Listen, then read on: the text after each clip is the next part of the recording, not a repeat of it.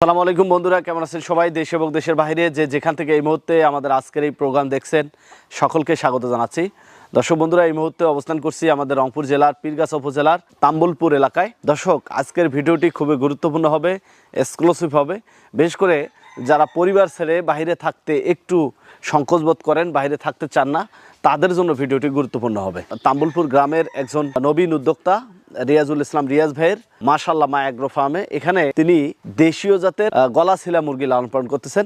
দর্শক, দেশীয় মুরগির চাহিদা অনেক বেশি, বাজার মূল্য অনেক বেশি। এই মুরগি নিয়ে অনেকে কম কাজ করে, যেগুলো দ্রুত প্রোডাকশনে আসে সেগুলো নিয়ে কাজ করা অনেকে পরিকল্পনা করে। কিন্তু রিয়াজুল ইসলাম একটা সময় ঢাকা শহরে চাকরির জন্য গিয়েছিলেন।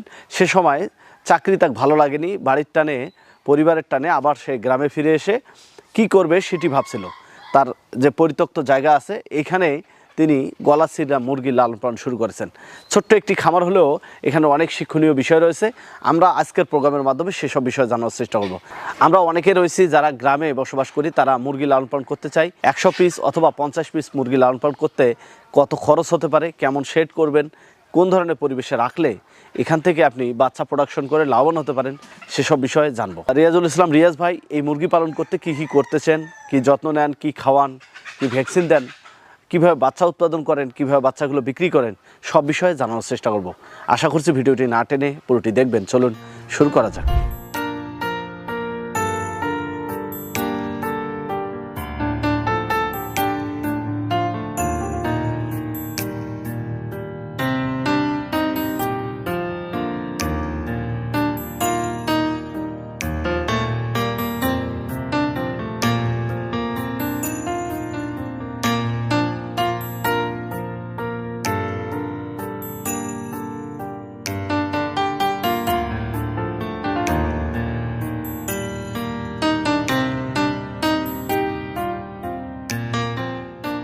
সারা দেশে ঘুরে অসংখ্য উদ্যোক্তাদের গল্প আপনাদের জানিয়েছি।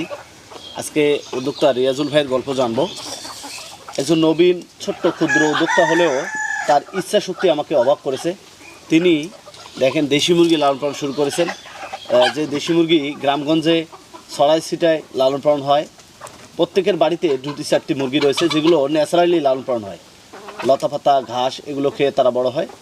তো সেই মুরগিটাকে বাণিজ্যিকভাবেও লালন পালন করা যায়, তার একটি চিত্র আমরা দেখাবো। আমরা রিয়াজুল ভাইয়ের সাথে কথা বলবো। আসসালামু আলাইকুম। ওয়ালাইকুম আসসালাম। কেমন আছেন আপনি? আলহামদুলিল্লাহ, আপনি ভালো আছেন? আলহামদুলিল্লাহ। দেখতেছি যে আপনি মুরগি লালন পালন করতেছেন, বিশেষ করে দেশি আবার গলাশিলা, দুটি আমাকে অবাক করেছে।